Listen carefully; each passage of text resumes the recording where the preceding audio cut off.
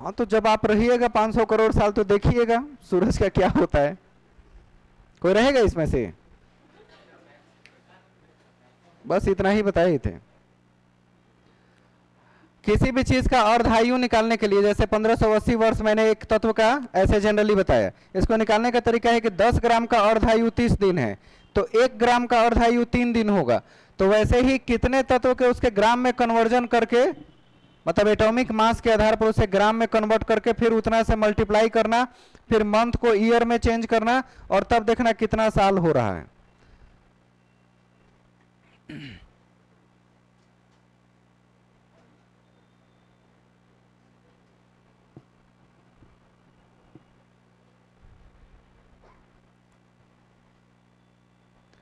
अर्धायु पर फोकस मत कीजिएगा, क्योंकि इसे क्वेश्चन मैंने आते हुए एग्जाम में बीपीएससी में भी नहीं देखा है कि किसी भी तत्व का आता हो। हमने जो देखा है उसको बार बार अंडरलाइन कर देते हैं कि ये क्वेश्चन बार बार आया हुआ है, वही फोकस करिएगा आप। ये नहीं आता। अर्धायु बस आपकी जानकारी के लिए होना चाहिए, क्योंकि आप मास्टर बनने जा रहे हैं। नेक्स्ट, रेडियो समस्थानिक डेटिंग, रेडियो आइसोटोप डेटिंग का नाम सुने? रेडियो आइसोटोप डेटिंग,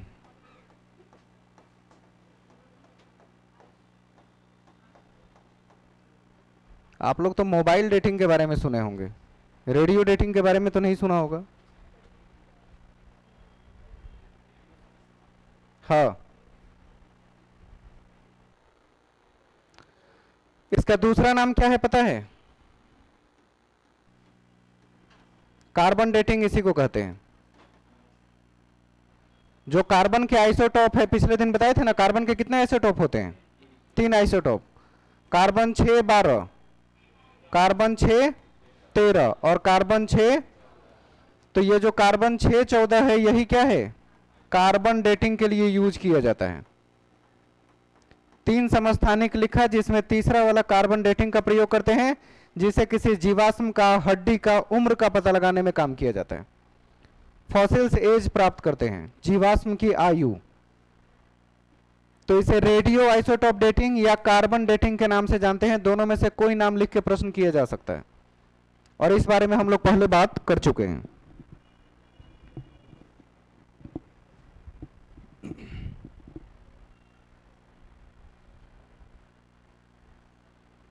क्या क्या निकालेंगे? जीवाश्म, हड्डी, पेड़ पौधे, अगर सड़े गले मिलते हैं ना जमीन के अंदर से तो उसकी भी आयु निकालते हैं। जानवर, इनमें से किसी का भी आयु जो बहुत पुराना हो पता किया जा सकता है। कार्बन डेटिंग पद्धति से ही वो डायनासोर के बारे में पता चला कि कब के समय का है। कार्बन 14 पद्धति भी इसे कहते हैं। इसी कार्बन डेटिंग का नाम है कार्बन 14 पद्धति, C14। नाम और काम एक ही है, लेकिन कई तरह से इसे पूछा जा सकता है। आपको ध्यान रखना पड़ेगा कि क्या क्या नाम रहे। कार्बन 14 पद्धति या कार्बन डेटिंग या रेडियो आइसोटोप डेटिंग के नाम से इसे जाना जाएगा।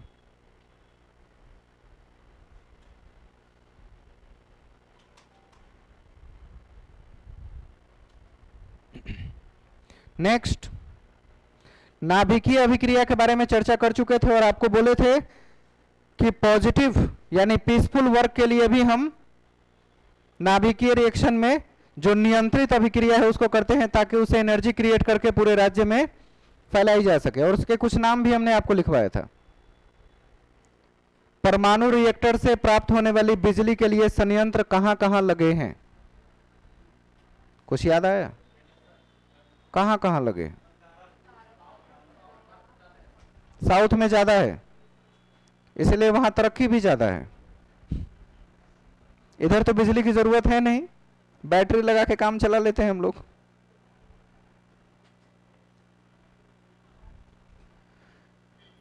चेन रिएक्शन के बारे में समझा दिए थे ना? अरे श्रृंखला अभिक्रिया नियंत्रित और अनियंत्रित दोनों। इतना जल्दी भूलते हैं जैसे लगे कि हमको पढ़ाई 1 साल हो गया हो।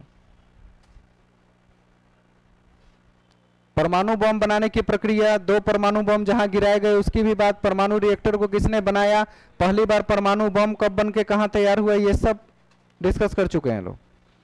और जब बन गया तो 1945 में उसका परीक्षण भी कर दिया गया, 6 अगस्त और 9 अगस्त को। उसका नाम भी बताया था, बॉम्ब का भी नाम बताया था।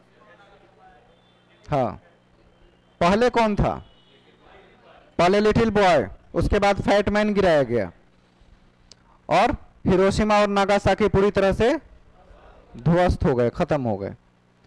आज हम लोग ये जानेंगे कि जो परमाणु संयंत्र है जिससे बिजली प्राप्त की जाती है, और वो प्लेस कहां है।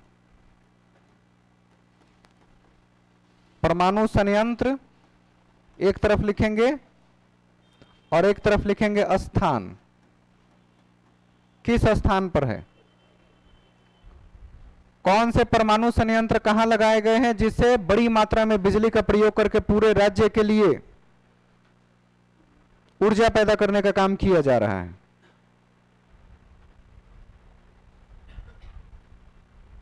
भारत में न्यूक्लियर प्रोग्राम का जनक किसे माना जाता है, भारत में न्यूक्लियर प्रोग्राम का जनक किसे माना जाता है, आप लोगों को एक नाम बता दीजिए इसमें से कोई। सही नाम है होमी जहांगीर भाभा, उसको भाभा कह सकते हैं। हर्षिकार दीर्घिकार मत लगाइएगा उसमें, हाँ नहीं तो कुछ और हो जाएगा फिर। हाँ, उसको भाभा ही रहने दीजिएगा। लिख लेंगे न्यूक्लियर प्रोग्राम के जनक भारत में होमी जहांगीर भाभा थे। कहीं भी ऊपर एक लाइन लिख लीजिए, इसमें नहीं, ऊपर कहीं एक लाइन। ये तो अब नाम लिखना शुरू करेंगे, संयंत्र के नाम कहां कहां हैं, पता नहीं क्या बोले थे। अच्छा, अभी जो बोले थे, भारत में न्यूक्लियर प्रोग्राम के जनक, न्यूक्लियर प्रोग्राम के जनक होमी जहांगीर भाभा थे। न्यूक्लियर प्रोग्राम के जनक होमी जहांगीर भाभा थे। लेकिन इसके परीक्षण करके सफल बनाने का काम किसका श्रेय जाता है, अरे एपीजे अब्दुल कलाम। सफल कराने का काम इन्होंने किया था, उन्होंने तो इसकी नींव रखी थी, होमी जहांगीर भाभा ने। परमाणु संयंत्र में सबसे पहले लिखेंगे रावत भाटा, रावत भाटा कहां पे है, राजस्थान में है। फतेहाबाद, ऐसे बोलेंगे तो लिख लीजिएगा ना, फतेहाबाद कहां है,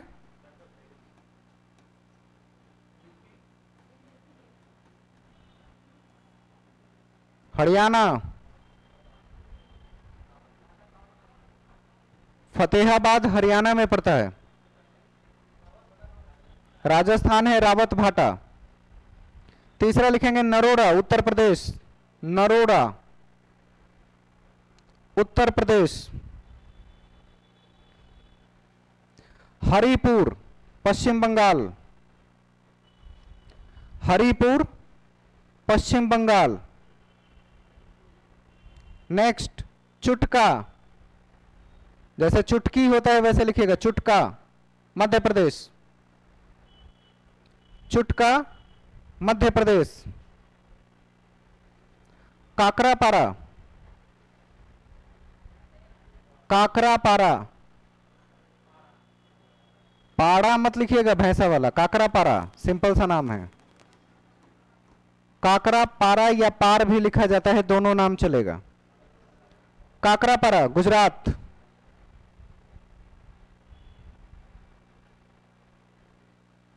दूसरा नाम है गुजरात में ही मीठी विरडी,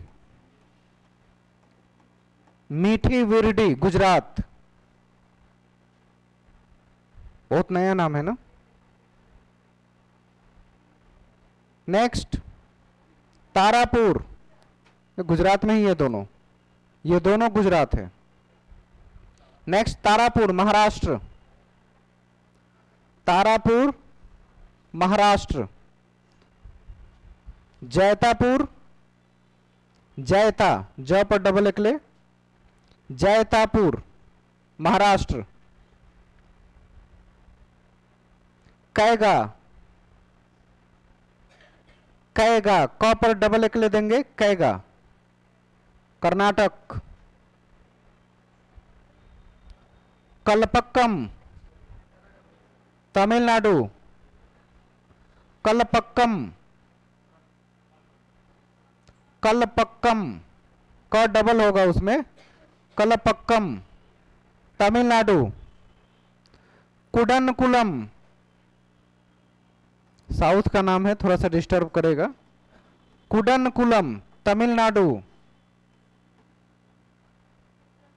कुडनकुलम बोर्ड पर लिख दिए हैं, तमिलनाडु।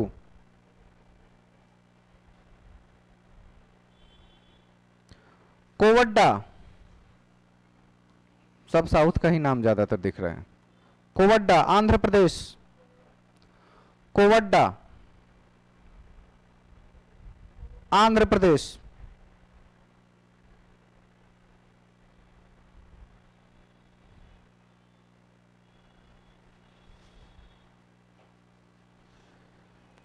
इसमें सबसे बड़ा परमाणु संयंत्र कौन सा है जिससे सबसे ज्यादा बिजली उत्पन्न की जाती है?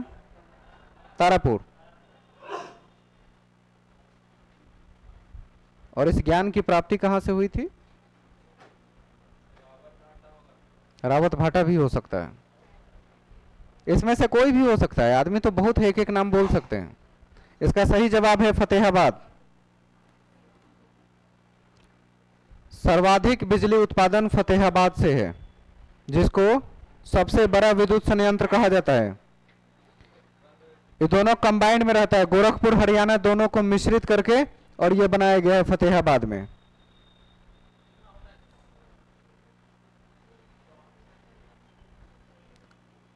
अट्ठाईस 2800 मेगावाट बिजली का उत्पादन है। 2800 मेगावाट।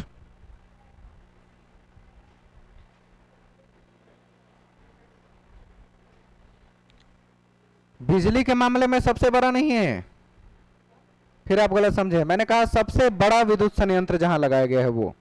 इससे ज्यादा विद्युत का उत्पादन दूसरे जगह होता है, लेकिन सबसे ज्यादा क्षेत्र में फैला हुआ, सबसे बड़े एरिया में फैला हुआ फतेहाबाद का है विद्युत संयंत्र।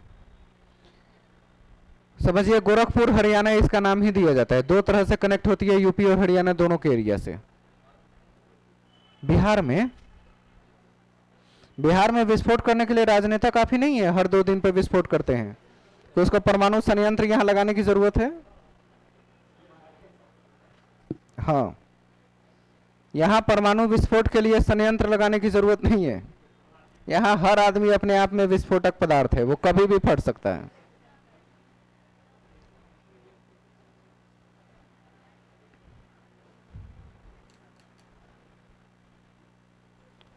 और कुछ इसमें है? परमाणु संयंत्र, उसकी चर्चाएं तो हो ही गई।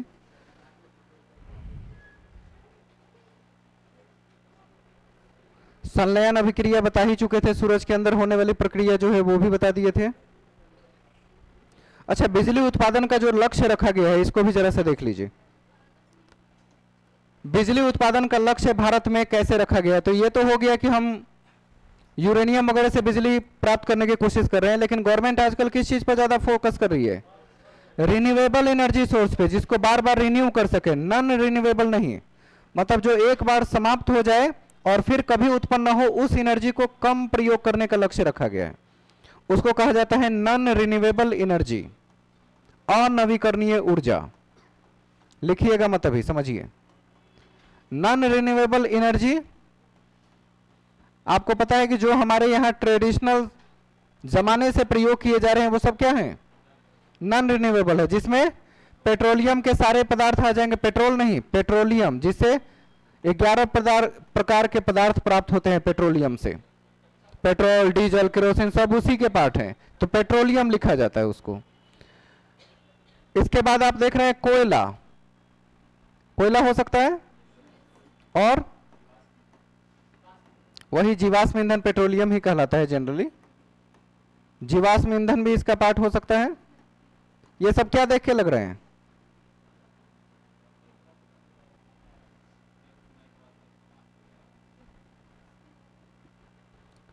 मतलब वो एनर्जी जो बहुत दिन से, लाखों करोड़ों साल से हमारे यहाँ स्टोर है और खत्म होने के कगार पे आ गई है। आपको पता है कोयला संकट आ चुका था इस साल। कोयला का रेट भी अचानक इतनी तेजी से बढ़ा है कि सारे लोग परेशान हैं कि कैसे काम किया जाए। पेट्रोलियम अभी तो 107 रुपए मिल भी जा रहा है, क्या पता 20-25 सालों में इसका रेट क्या होगा और मिलेगा भी कि नहीं, या कभी कभी दिखाने के लिए रखा जाएगा कि बच्चों देखो इसको पेट्रोल कहते हैं। आप जब स्कूल जाएंगे तो हो सकता है ऐसी जनरेशन आए जो कोयला देखे कहे ये क्या है, आप कहेंगे इसको कोयला कहते हैं, ये ऐसा काला क्यों है, तो बताएंगे कि हमारे यहाँ तो बहुत थे, इतनी ज्यादा मात्रा में कि बता नहीं सकते। तो आने वाले वक्त में हो सकता है ये कहीं लेबोरेटरी में या संग्रहालय में रखा हुआ मिले, तो जरूरत है कि ये नौबत ना आए, इसलिए इसके प्रयोग को बुद्धिपूर्वक किया जाए, कम भी ना करे, जरूरत भर करे, आप बुद्धिपूर्वक प्रयोग करें कि अगर उसके पास हमारे पास दूसरा विकल्प है तो उसका प्रयोग करके हम काम करें। तो दूसरे विकल्प का नाम क्या रखा गया? रिन्यूएबल एनर्जी सोर्स, नवीकरणीय ऊर्जा। इसमें क्या क्या आ जाते हैं? सोलर एनर्जी, बैटरी इन्वर्टर छोड़ दीजिए अभी, उसके लिए भी बिना इलेक्ट्रिक का चार्ज नहीं होगा तो कोई मतलब नहीं है। विंड एनर्जी,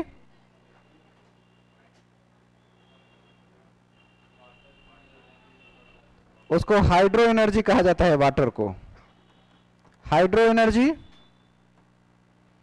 और वो क्या होता है गैस वाली, अरे सीएनजी नहीं, बायोगैस।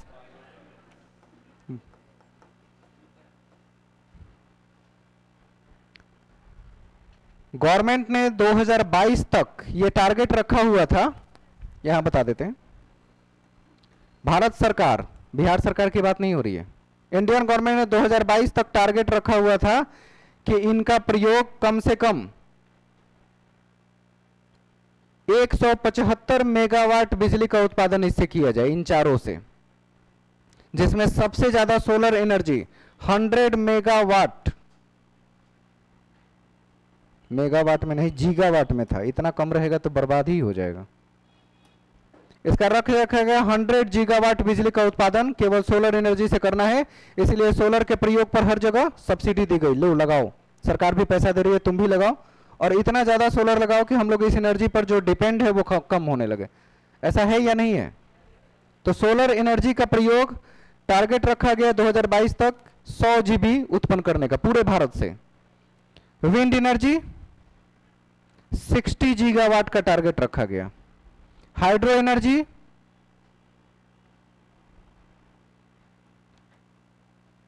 10 गीगावाट का लक्ष्य रखा गया, और जो बायोगैस एनर्जी है ये 5 गीगावाट का लक्ष्य रखा गया।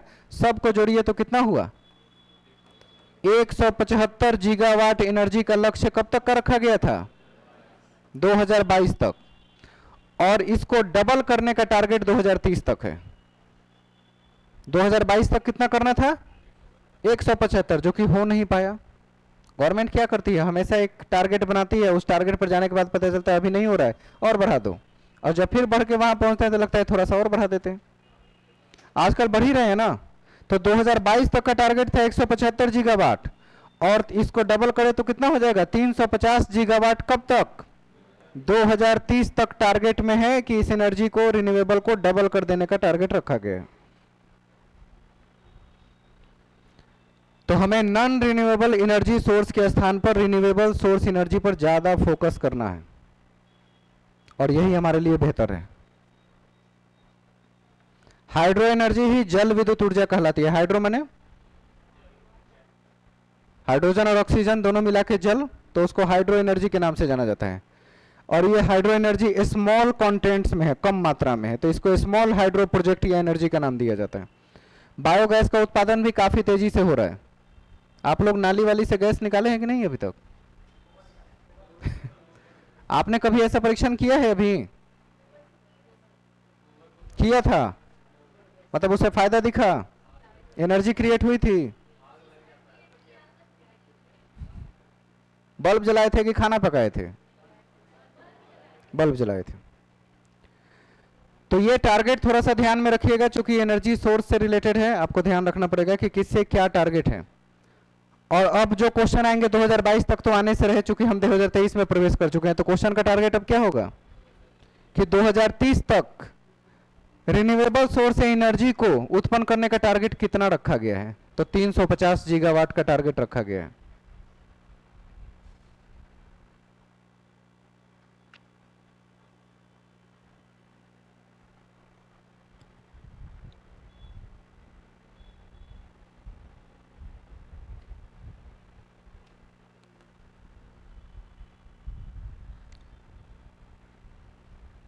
नेक्स्ट जरा सा तेल साबुन शैम्पू भी पढ़ लिया जाए, थोड़ा सा है। लिखिए अपमार्जक एवं साबुन, आखिरी टॉपिक है ये। हाँ, अपमार्जक और साबुन। अपमार्जक माने डिटर्जेंट और साबुन माने सोप।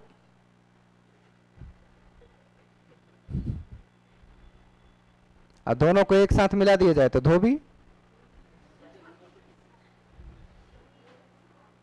काफी है।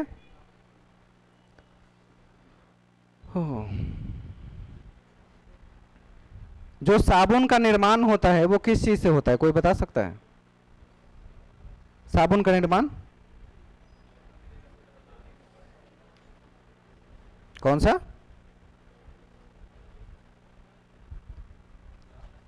वो सब प्रोटीन का संश्लेषण होता है, पॉलीसेकेराइड एलिमेंट्स होते हैं। पूरी की पूरी तरह प्रोटीन के एक लंबी श्रृंखला की वजह से डिटर्जेंट और सोप का निर्माण होता है। लिखेंगे प्रोटीन की एक लंबी श्रृंखला मिलकर साबुन सर्फ का निर्माण करते हैं। प्रोटीन की एक लंबी श्रृंखला मिलकर साबुन सर्फ का निर्माण करते हैं।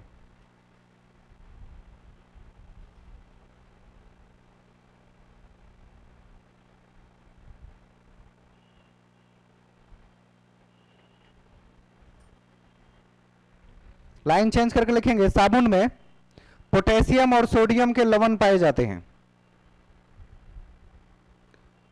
साबुन खाने पर नमकीन लगता है कि नहीं लगता है? एकदम नमकीन लगता है, आज जाके टेस्ट कीजिएगा। नमकीन है तो सॉल्ट है यानी लवण है। नमकीन वाकई लगता है, वो उसमें नमक की मात्रा होती है। इसी तरह कोलगेट वाले पूछते हैं क्या आपके टूथपेस्ट में नमक है? उसमें हल्दी और चूना भी है। बाकी सब भी बता दीजिएगा, सारे मसाले हैं उसमें।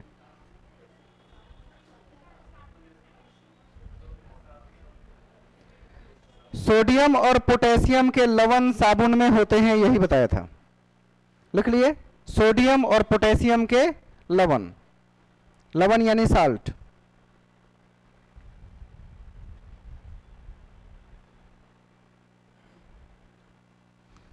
मतलब जब इसको बनाते हैं तो इसमें फैट प्लस सोडियम हाइड्रोक्साइड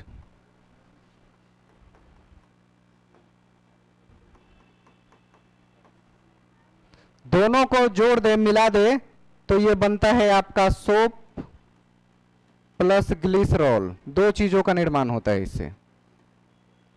साबुन और ग्लिसरॉल दोनों का निर्माण होता है अगर सोडियम हाइड्रोक्साइड में फैट की मात्रा मिला दे तो ये तो उनके लिए बहुत ही खतरनाक है जो पूरी तरह वेजिटेरियन है। उनको जीवन में कभी साबुन से नहीं नहाना चाहिए, नहीं तो फिर उनकी जो अपनी एक आस्था है वो भंग हो जाएगी। कोई है ऐसा जो पूरी तरह वेजिटेरियन हो, 100% वाला, साबुन से नहा लेते हैं?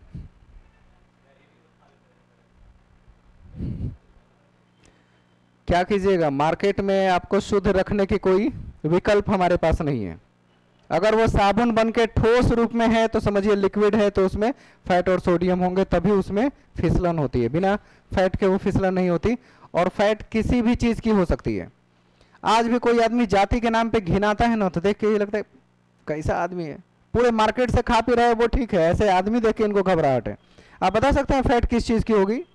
सुअर की हो सकती है, गाय भैंस की हो सकती है, बकरी की हो सकती है, किसी भी चीज की हो सकती है वो फैट, कोई नहीं जानता। किसी भी जानवर की हो सकती है। तो किसको क्यों लगता है कि हम बहुत शुद्ध हैं, आज तक बहुत अच्छे हैं? किसी भी धर्म में आदमी शुद्ध नहीं रहा अगर वो मार्केट से चीजें यूज करता है, खुद नहीं बनाता। तो चॉकलेट में भी फैट होते हैं।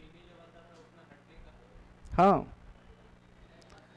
बस इतना ही चाहते हैं, इससे ज्यादा में तो उल्टी होने लगेगी जिनको समस्या है, छोड़ देते हैं।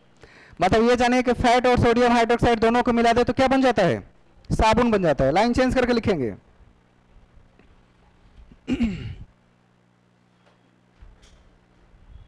अब साबुन के प्रकार भी लिखवा दें।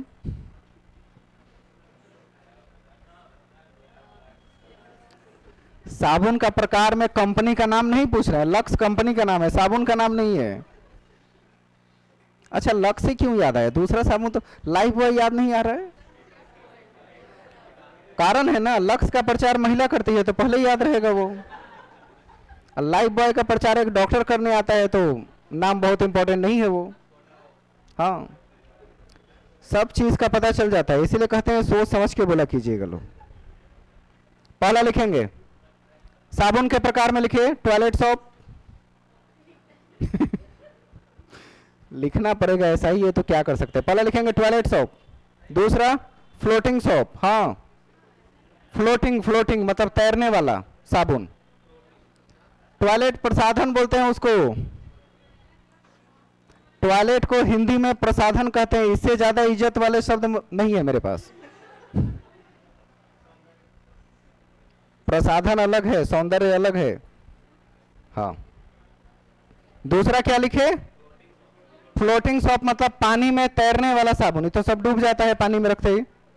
एक होता है फ्लोटिंग, फ्लोटिंग तैरने वाला साबुन, पानी में तैरने वाला साबुन। तीसरा ट्रांसपेरेंट सोप, पारदर्शी साबुन,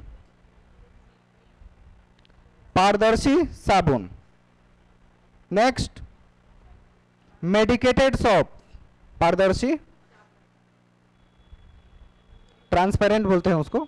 मेडिकेटेड सॉप, नीम वगैरह देखते हैं ना, मेडिकल वाले लोग अलाउ करते हैं कि उस साबुन से नहाइए। हमाम साबुन है, मेडिकेटेड होता है ये सब, तो मेडिकेटेड सॉप भी है। नेक्स्ट शेविंग सोप, दाढ़ी बनाने वाला साबुन, शेविंग सोप, दाढ़ी बनाने वाले साबुन। कपड़ा धोने वाला भी होता है, क्या कहेंगे? लॉन्ड्री सोप, लॉन्ड्री सोप माने धुलाई के साबुन। और कोई साबुन के प्रकार हैं? वही टॉयलेट सॉप ही पेपर सॉप के रूप में जाना जाता है, जो ट्रेन में बेचते रहता है।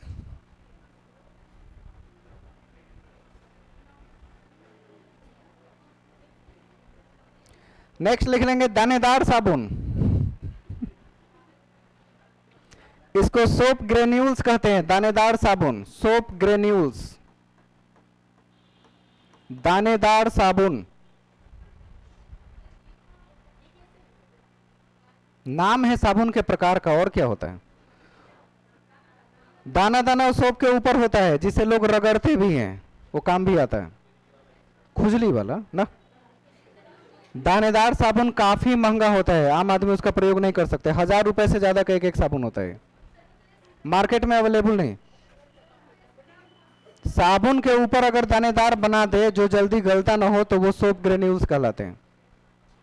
अच्छा, उसे रगड़ के बॉडी साफ नहीं करते हैं, बस वो बनावट और दिखावट के लिए वैसा किया जाता है। आदर्श साबुन की विशेषता, एक अच्छा साबुन की क्या विशेषता है? 2 लाइन लिख लीजिए। आदर्श साबुन की विशेषताएं, ये एग्जाम में आते हैं। आदर्श साबुन की विशेषताएं, ये आपके एग्जाम में क्वेश्चन होंगे। पहला लिखेंगे इसमें मुक्त क्षार नहीं होता, यानी कि फ्री बेस यानी बेसिक क्षार नहीं होता, इसमें मुक्त क्षार नहीं होता। दूसरा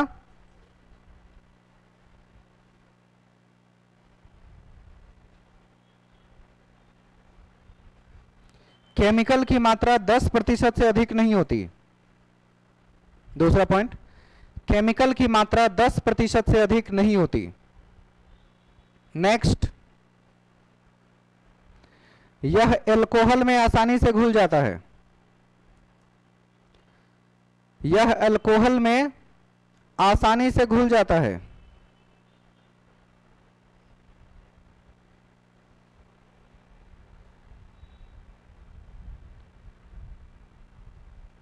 अभी तक कौन से साबुन की बात कर रहे थे?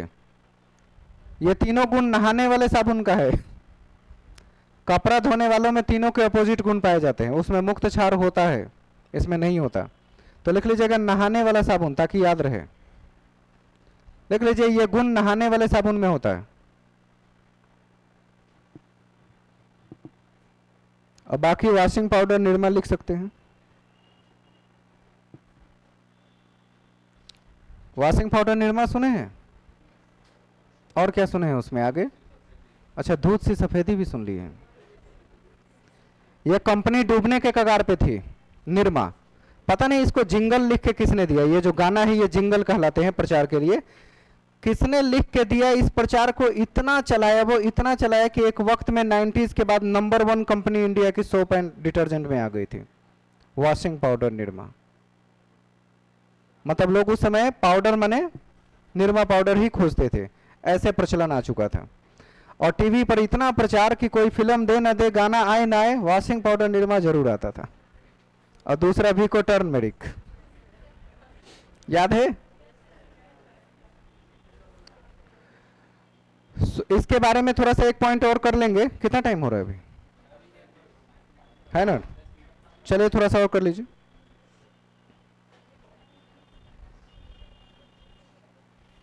अब लिखेंगे अपमार्जक यानी डिटर्जेंट। अपमार्जक यानी डिटर्जेंट किससे प्राप्त करते हैं या किससे बनाते हैं? अपमार्जक यानी डिटर्जेंट किस चीज से बनाते हैं? पेट्रोलियम के हाइड्रोकार्बन से बनाते हैं। नोट कर लेंगे, लिखिए। अपमार्जक पेट्रोलियम हाइड्रोकार्बन से प्राप्त मानव निर्मित रसायन है। पेट्रोलियम हाइड्रोकार्बन से प्राप्त मानव निर्मित रसायन है, यानी ह्यूमन मेड है, मानव निर्मित रसायन है।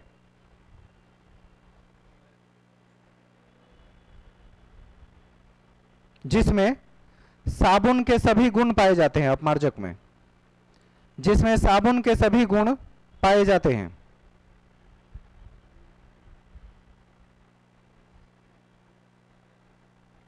यह मृदु और कठोर जल दोनों में प्रयोग किए जाते हैं। अपमार्जक यह मृदु और कठोर जल यानी कि नॉर्मल और सी वाटर दोनों में, मृदु और कठोर जल दोनों में प्रयोग किए जाते हैं।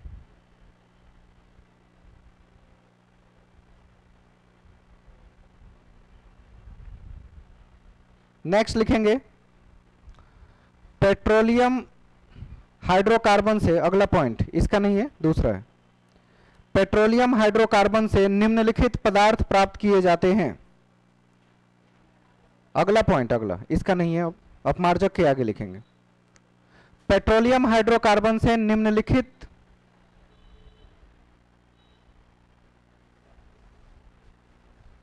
उत्पाद प्राप्त किए जाते हैं। निम्नलिखित उत्पाद यानी प्रोडक्ट प्राप्त किए जाते हैं।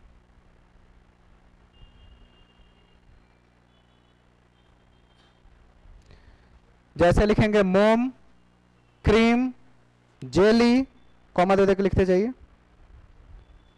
मोम, cream, jelly, grease, grease grease, Vaseline, Vaseline, अरे वही भैसलीन जिसको आप बोलते हैं, हम उसको वैसलीन बोल रहे हैं, तो नया नाम थोड़ी हो जाएगा।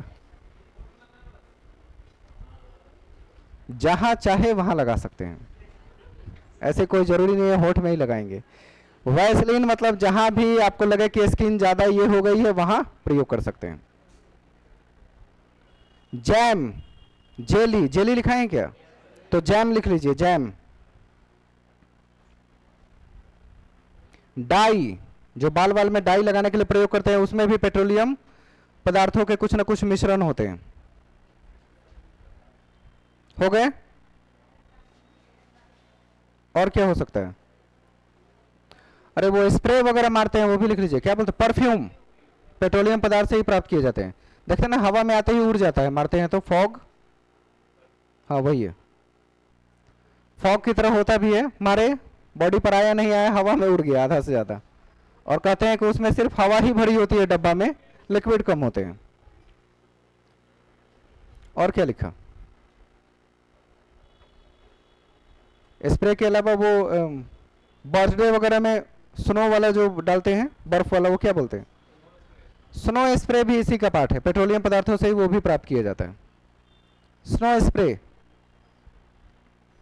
Washing cream, cold cream, washing cream, cold cream, बस।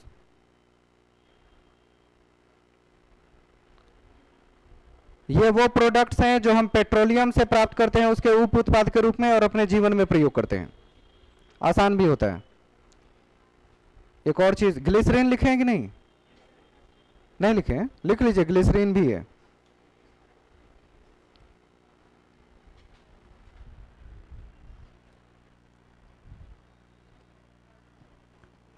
बस अब थोड़ा सा एक पॉइंट और है, अगले क्लास में क्लियर करेंगे। रबर और उसके प्रकार के बारे में थोड़ा सा डिस्कस करना है। रबर बनाने की प्रक्रिया, रबर के कौन कौन से प्रकार हैं, ह्यूमन मेड है, नेचुरल है, उनके प्रकार को देखेंगे।